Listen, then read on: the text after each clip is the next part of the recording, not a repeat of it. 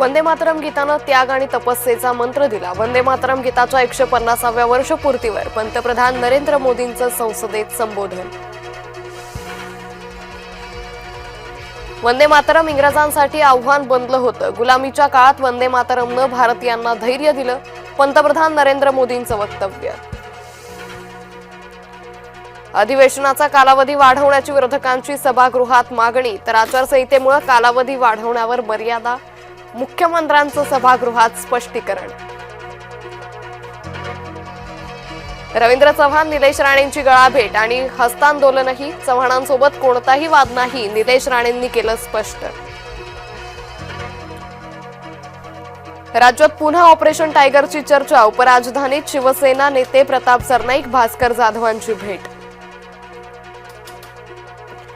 शेवटच्या क्षणी उद्धव ठाकरे विरोधी नेते पक्षपदी दुसऱ्यालाच पुढे करतील, मंत्री उदय सामंतांचा भास्कर जाधवांना टोला, तर त्याची काळजी तुम्ही करू नका, भास्कर जाधवांचं प्रत्युत्तर। असं काही नाही, अफवांवर विश्वास ठेवू नका, ही पेरलेली बातमी, विरोधी पक्ष नेते पदाबाबत आदित्य ठाकरेंचं मोठं विधान। संख्याबळाचा नियम कुठेही नाही, तातडीनं विरोधी पक्ष नेते पदाची निवड करावी, नाना पटोलेंची मागणी। आदित्य ठाकरे विरोधी पक्ष नेते झाले तर आक्षेप नाही, काँग्रेस नेते विजय वडेट्टीवारांची प्रतिक्रिया। राज्याची आर्थिक पातळीवर ओढाताण, मुख्यमंत्र्यांपाठोपाठ अजित पवारांचीही कबुली।